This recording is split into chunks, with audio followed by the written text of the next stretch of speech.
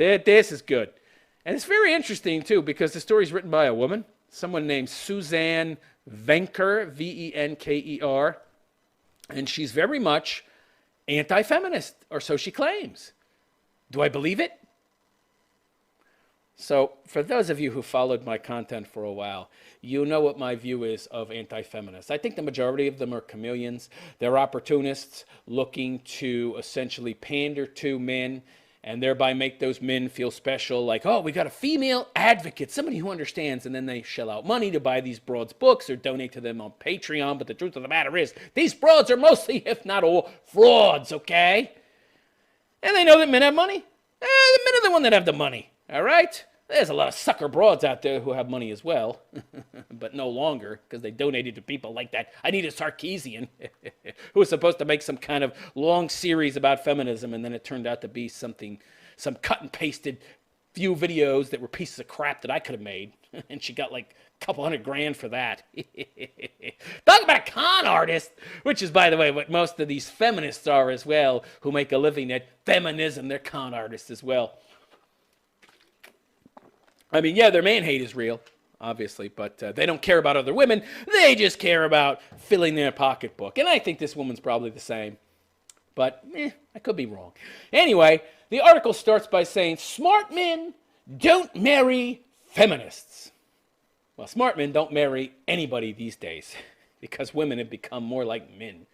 Too much like men. What do I want to be with a broad for, who I have to compete with? Who has this competitive nature, who sees herself as someone that needs to compete with men and wants to compete with me and constantly compare herself to me and talk about how smart and strong and independent she is all the fucking time. What are you doing with me then? Why are you with me? Go be alone. Get a cat. Get a dog. That's not even independent either. And you need a fucking cat and dog? How independent are you? You need to rely on a fucking animal to give your life some kind of meaning. Pathetic. But yeah, who wants to compete with their life partner? I don't want that. You want to rely on each other. I don't want to be in a fucking competition with some broad. Get the fuck out of here. So no. Women, whether or not they identify as feminists, they're feminists, okay? Because the majority of women believe in egalitarianism. They believe in equality between men and women, not just in the sense of equality under the law, but they believe in equality in every sense. A lot of these nutty fucking feminists, the ones with the really short hair, even think that men and women are exactly the same in terms of strength and biology, even though, hello, you can have kids and I can't. Doesn't that tell you that there's some differences there at an intrinsic fundamental level, you dopey broad? No, of course not. They're ideologues. They can think for themselves. All right, so let's begin. Real men don't marry feminists, yeah. Have you ever made your husband a sandwich? Well, okay, I'm not gay, so I wouldn't have a husband. Although, I'm sorry to tell you that gay people are not married, okay? I'm just letting you know. Gay people are not married. Gay people, there's no such thing as gay marriage, okay? No such thing. Sorry, there just isn't. Doesn't fit the definition. That's not marriage. You can disagree, but you're having to change the definition to identify that as a marriage. Have you ever made your husband a sandwich? I've never been married. If so, you should be ashamed of yourself. Don't you realize such behavior sits Wayman back decades? So she's being sarcastic, right? That's the message of a new article in the Daily Telegraph entitled, When Making a Sandwich is a Crime Against Feminism. Oh boy. It's about an Australian woman, one of the top 5 feminist countries in the world. Of course it's from Australia. Named Maddie, who asked if, I remember hearing about this story when it came out. Maddie, who asked a Facebook group of 26,186 mothers, oh boy, mothers who have the time and inclination to be on Facebook, single mothers, whether anyone had some yummy alternatives for her husband's lunches, which she said she makes for him every day. Big mistake, Maddie. You're in Australia, sweetheart. You're not in China or Japan. Which, by the way, especially in Japan, Wayman in Japan don't act like Wayman either, unfortunately. Now, that's what anyone I know would call a nice wife. Sandwiches, fuck off. Cook a meal, bitch. Can't use a ladle? Can't make some soup? Can't take the bone from the other night's meal and cook it up and break it open and let the marrow seep out, make a good, nice, hearty fucking soup or stew. Women don't really cook anymore. But that's not what Maddie was called on Facebook. Instead, she was told she was nothing but a slave and a 1950s housewife. So, excuse me. Felt like I was going to sneeze there for a second. That's hilarious. I love how these feminist broads are saying that like it's some kind of slur. No, you're like a 1950s housewife. What's wrong with that? That's a good thing. They don't think so, of course, because they're too stupid or young to remember the 1950s or anybody that was alive in the 1950s, and they ain't talked to any of those people, okay? And a lot of those people that were alive will kind of agree with the left and the weirdo liberals because they don't want you to know that them, meaning the boomers, fucked everything up. It was a fucking idyllic paradise in the 1950s, and you dopey fucking boomers embracing all this liberal hippy-dippy bullshit fucked everything up for the rest of us. So thank you, pinheads. She was also called weird, as no woman in her right mind would do something so demeaning as to make her husband a lunch. What about the guy going to work and giving you money and supporting you? Doesn't that make him your slave? You want to talk about demeaning? I can flip the script and use the same logic against you dopey bitches. Here's just a sampling of some of the responses Maddie got. Your husband is a grown-up. You're not his mother. Hey, bitch, you're a grown-up. Go pay for your own fucking bills, your own meals. Don't rely on a man to take care of you and pay your bills. Cunt. My husband can make his own damn lunch, and you can go pay your own rent, electricity, cable, water, internet. Fuck you, bitch. I make my husband the same thing he makes me. Nothing. You want to know what he does make you, you dumb broad? He makes you a mommy who has a fucking house to live in, buys you clothes, buys you food, fucking pays for your electricity, pays for your internet. The stuff that you make for yourself, he paid for that shit. Doesn't make you anything. Yay, does he make you a living, you dumbass? What a dopey broad. Oh. A little too hot. Stuff that. Your hubby's a grown man.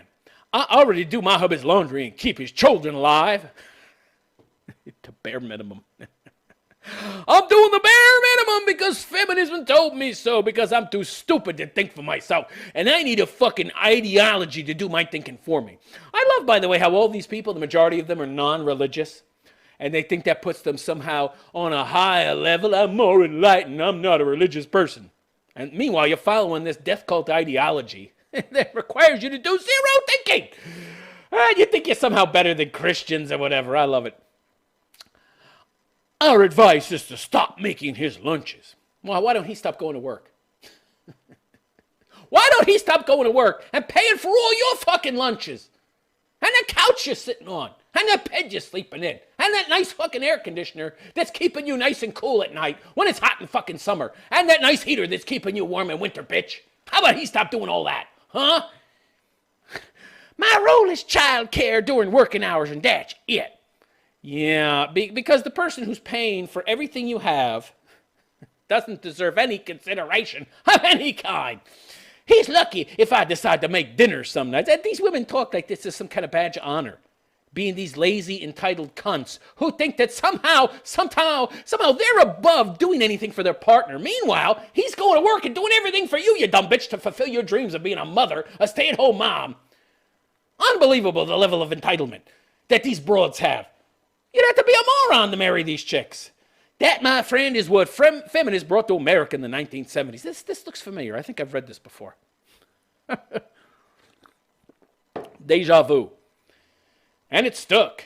The idea that a wife would, or God forbid, should do anything for her husband with no expectation for anything in return, just to be nice, because as Maddie put it, she loves her man and they can't afford to eat out. That makes her weak in the eyes of feminists. That's why you don't want to marry modern day women. The majority of women out there are like these broads, these harpies that I just quoted. Honestly, is it really any wonder why the relationship between the sexes these days is such a mess? No, not really. Or why, as Bloomberg published just last week, Married Americans are unhappier than ever. It's a good reason not to get married. In my opinion, it is largely because there are so many women in America today who, either knowingly or unknowingly, have a feminist mindset. Yeah, I've been saying this for years. Feminists teach women above all else to stand up for themselves against the evil of the world of men. That's not true. That's not true. Feminism teaches women they're better than men, that men are evil, that they're toxically masculine, and it's your job as a woman to right the imbalances caused by that evil, toxic masculinity, and to also, by the way, make men better than they actually are, because you're this perfect being, and there's absolutely nothing wrong with you that creates any of this so-called inequality that you are somehow perceiving that they're not, right? Yeah, this inequality that you're 70% of the fucking people going to university in America. Only 30% are men, right? Girls are doing better in school. They're twice as likely to get a job as a man. If they both apply for the same job and have the same qualifications, they're twice as likely to get it just because they're a woman. But you're somehow oppressed. In 147 of America's 150 biggest cities, women make more. Oh, but you're oppressed somehow, yeah? And feminism isn't about teaching women to stand up for themselves against the evil of the world. It makes them evil. Even harmless husbands fall into the category of evil men since they supposedly long to lord over their wives. No. I've been in a number of relationships. I have no interest in lording over some broad. I only have interest in remaining autonomous as a being, as a human being myself, and having control over myself. I don't want somebody else controlling me, and I don't want to control anybody else. It's that simple. Thus, the knee-jerk reaction to the suggestion that a wife might serve her husband in some way. You mean the way he serves her by going to work and making all the fucking money and providing all the fucking resources? You mean that type of service? Make him a drink or meal? Well, that's just offensive to feminists. The feminist worldview is antithetical to love because it focuses solely on women. It's a totally narcissistic ideology. Their needs, their wants, their desires, and their rights. Yeah, that's not about equality. It's equal about that. It's totally focused on one side. I don't know how anybody buys these days that feminism is somehow about equality. I mean, the name ought to clue you in. Feminism. It's all about women, you idiots. Oh, boy, oh, boy, oh, boy. Of course, there are men who support feminists, pussies, wimps, guys that are into BDSM and they're submissives and they want to be slaves to women. Pussy boy, simp, wimp, mangina, cucks. Those guys, yeah, they want to be feminists. They want to support feminism. My friend Helen Smith, PhD, refers to these types of men as Uncle Tims. Okay, maybe I haven't read this before. Maybe I haven't. I don't remember this. Uncle Tims. Get it, Uncle Tom, right? That would be what they called the house Negro back in, the days of slavery. Now this term Uncle Tim for male feminists. And Uncle Tim is a male sellout. Oh, I like this term. I'm going to start using it. Who kowtows to feminists because he's just as left-wing as they are and thus agrees with the feminist worldview. Or B, he's too weak to stand up for himself and knows that if he says anything he's not supposed to, he won't get sex. Right, I've talked about this before. And that's the majority of male feminists. The majority of male feminists actually are the worst abusers of women. And they can't compete on a level playing field with other guys. So what they do is they try to worm their way. They try to worm their way into the woman's good graces by pretending to be an ally.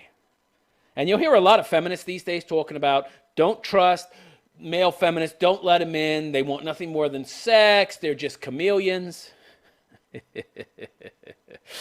Very interesting. They have a problem with chameleons, do they? Really? Well, women have been chameleons for far longer than men. That's why they know so much about it and can spot one so much easier, it seems, than most men can. Of course, men are oftentimes fugued out. Their brains are fogged by the fact that they want pussy.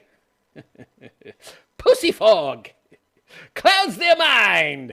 Makes them unable to spot one of these chameleons. I'm a much older guy. I don't have that pussy fog so much, so I spot them right away, baby. So Most Uncle Tims who fall under Category A live on the East and West Coast. Yeah, those who fall under Category B can live anywhere, but the one area of the country they're scarce is in the South and the Midwest because that's where the real men live. Right, people who do manual labor tend to have a better idea of how reality works, so they're less likely to be leftist liberal pinheads. And smart men, well, they just don't marry feminists. I agree. The men who do have been feminized and are proud of not being the man of the house. This is another problem. Oh boy, any man that would let the woman be the man is not a man. You're a pussy, okay? You are a pussy. What kind of guy would want to be with a woman who is essentially nothing more than a second-rate man? Because let's be honest, women are not the same as men. They can never be the same as men. And women who try to be like men, which is pretty much every feminist, they're just a second-rate copy of a man. And any guy that would be with a woman like that and enjoy being with a woman like that, I would argue is a latent homosexual. They see that as backwards and take pride in their progressive, non-manly ways. Homo. Of course, don't expect an Uncle Tim to kill the intruder in the house on his wife's behalf. He's given up the role of provider and protector. He and his wife are equals. Very interesting. Yeah. This is emblematic of what's happening to the world, and this statement is emblematic of the reasons why it's happening. I don't think that the author of this article, the person that said this, knew what they were saying, but this is something I've been saying for a while. The whole point of feminizing men in the West is to remove them as providers and protectors, okay? Most specifically, protectors, to make them unable to protect. And if you're doing this to all the men, you're talking about a social reconstruction on a countrywide scale. Western countries are becoming unable to defend and protect themselves because their men have become pussies. Unfortunately, the Uncle Tims are often the ones who lose in the end because all too often, feminist wives regret their choice to make their marriages androgynous. Yeah. It might seem nice at first to have a man that you can control, a whipping boy. Go out, work all day, and then come home and rub my feet and cook my meals and clean the house while I do jack shit. Yeah. She'll eventually come to regret that, though, because she's married to a pathetic weakling, and women don't want to be with pathetic weaklings. It's kind of a catch-22, ladies.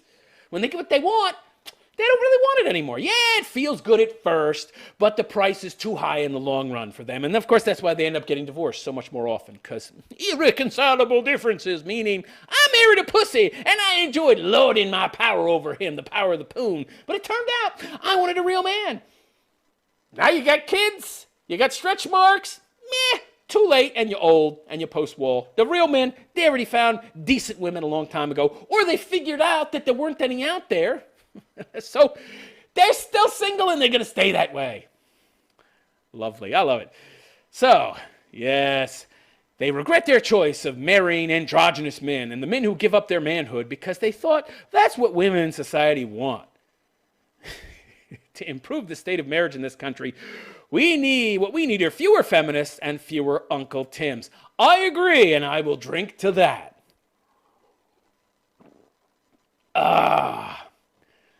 It's moments like this I wish that there was some booze in that fucking coffee. We need real men who aren't afraid to stand up to feminist gobbledygook. So Susan Venker, she's an author, columnist, relationship coach. That right there makes me very skeptical. Relationship coach, I could be a relationship coach, and a better one than this broad. And she's known as the feminist fixer. She helps free women from feminist lies so they can find lasting love with men. Susan, okay. I'm very skeptical. Like I said, whenever I see one of these broads that is essentially, parroting or she's talking about stuff that's antithetical to her own best interests, I'm skeptical. I have yet to meet a woman who, if I really dig down deep and start questioning her and getting to know more about her, I have yet to meet one that's actually an anti-feminist. They talk a good game to try and convince you that they're more traditional, conservative. They don't buy into that feminist mumbo-jumbo crap. But you dig down, sometimes not too much even, and you find out it's all bullshit. It's just an act. It's just an act. The ideology is still there beneath the surface. And this shit that they're, talking, it's just like a thin veneer. It's just a thin veneer. It's just a little corrosion. You polish a little bit, you'll see the real glint of feminism beneath the surface of the goop that you wiped off. And it wasn't too hard to wipe that goop off either, right?